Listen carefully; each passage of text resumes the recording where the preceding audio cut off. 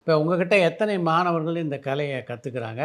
இதில் இது போன்ற கலைகளை கற்றுக்கிறதுக்கு எந்த அளவு ஆர்வம் இருக்குது இன்றைக்கி இளைஞர்கள்கிட்ட? நிறைய நிறைய ஆர்வம் இருக்குது. ம்.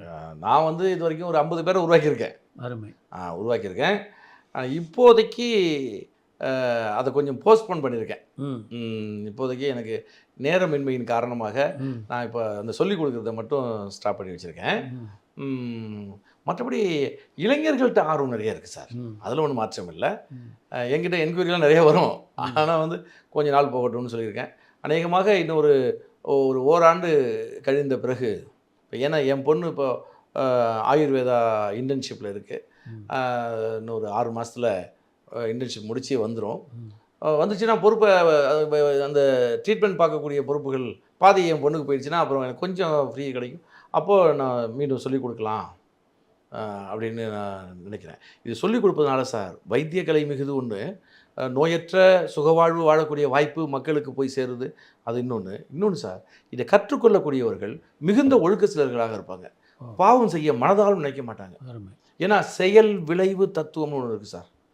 செயல் விளைவு தத்துவம். நீ இதை செஞ்சுன்னா பொதுவாக அந்த வர்ம கலையை கற்றுக்கிறவங்களா, வர்ம குண சிகிச்சை முறையை கற்றுக்கிறவங்களா? எல்லாமே. இப்போ நீங்கள் மார்ஷியல் ஆர்ட்டுமே கற்றுக்கிட்டாங்கன்னா முறைப்படி கற்றுக்கொண்டவர்கள் அதை துஷ்பிரயோகம் பண்ணவே மாட்டாங்க. எளியவர்களை போய் தாக்க மாட்டாங்களே. ஆமாம், தாக்க மாட்டாங்க. கராத்தேவா அதான் தற்காத்துக்குள்ள இருக்குதானே தவிர தாக்குதலுக்கு இல்லை. தற்காத்துக்குள். அப்போ என்னன்னு கேட்டிங்கன்னா, இது அவங்களுக்கு எல்லாருக்கும் முதல்ல போதிக்கப்படக்கூடியதே இயற்கையின் இயல்பு ஊக்க நியதி, அடுத்தது செயல் விளைவு தத்துவம். இது ரெண்டையும் அவங்களுக்கு புரிய வச்சுருவாங்க. புரிஞ்சுட்டா அதுலேருந்து மீளவே முடியாது. அந்த 2 சட்டத்துக்கு தாண்டி மீளவே முடியாது. அதனால் தீதும் நன்றும் பிறர் தர வாரா அப்படின்னு சொல்லுவாங்க. அப்போ நம்ம அனுபவிக்கக்கூடிய துன்பம் அத்தனையுமே யாரோ கொடுத்ததில்லை, நம்மளாக வாங்கிட்டது தான். அப்போ நமக்கு துன்பம் இல்லாமல் சுகவாழ்வு வாழணும் அப்படின்னா வாழலாம். எப்படி வாழலாம்? ஒரே விஷயந்தான், எண்ணம் சொல் செயல், 3லையும் பாசிட்டிவ். உங்களை போன்ற வர்மக்கலை மருத்துவர்கள் இந்தியா முழுமைக்கு இருக்காங்களா, இல்லை தென்னிந்தியாவில் மட்டும்தான் இருக்கா சார்? வர்மக்கலைங்கிறது தமிழ் கலை சார். தமிழ்கலை 18 சித்தர்களும் தமிழ் சித்தர்கள். அதில் ஒருத்தர் மட்டும் போகர் சித்தர்.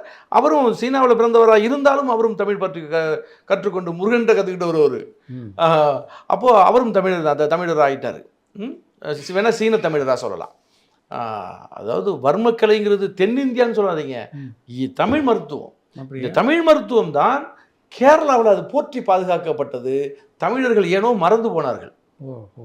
அவ்வளோதான். திரும்ப கேரளாவிலேருந்து வந்துட்டு டெவலப் ஆகிட்டு இருக்கீங்க.